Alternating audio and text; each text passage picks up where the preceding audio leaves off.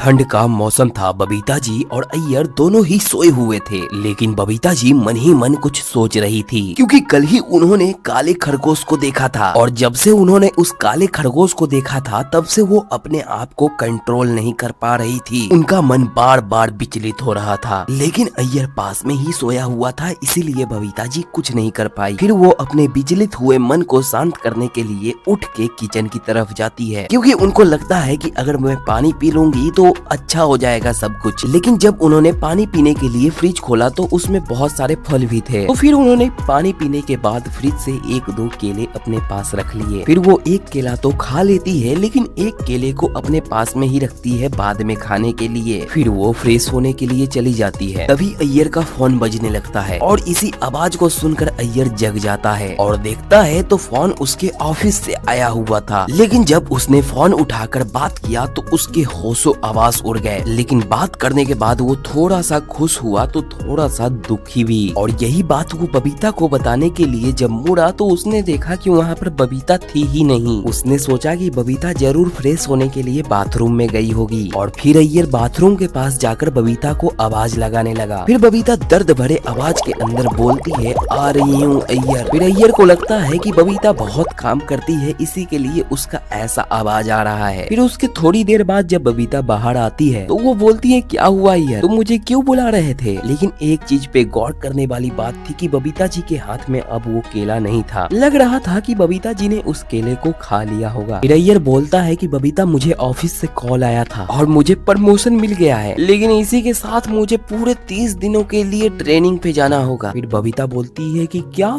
30 दिनों के लिए? चलो मैं भी तुम्हारे साथ चलूंगी। फिर अय्यर बोलता है कि नहीं, हम ऐसा नहीं कर सकते हैं, वहाँ पर सिर्फ मैं ही अलाउड हूँ। फिर बबीता बोलती है कि अब क्या कर सकते हैं, इतने मेहनत के बदले तुम्हें प्रमोशन भी तो मिल रहा है। ठीक है चलो, अब तुम जा रहे हो तो चलो मैं तुम्हारे लिए नाश्ता बना देती हूँ, तुम उसे ले जाना। फिर बबीता नाश्ता बनाने लगती है और इधर जेठालाल अपने दुकान से आ रहा था और जेठालाल बहुत ही खुश दिख रहा था और इसकी वजह ये थी कि कितने दिनों से दया घर पे नहीं थी और घर में जेठालाल अकेला रहता था और आज जेठालाल पूरा मन बना के आया था एंजॉय के मूड में। उसके बाद वो घर जाकर खाना पीना खा लेता है और चला जाता है अपने कमरे की तरफ, जिसके बाद जेठालाल आराम से सो जाता है लाइट वगैरह बंद करके और वो अपने फोन को चालू करके उसमें काले खरगोश को देखने लगता है। आगे कहानी बहुत ही इंटरेस्टिंग होने वाला है, तो आप चैनल को सब्सक्राइब जरूर कर लेना और वीडियो को लाइक जरूर करना। और अगर आप पार्ट 2 जल्दी जल्दी कमेंट करते हो तो मैं पार्ट 2 जल्दी से जल्दी लाऊंगा।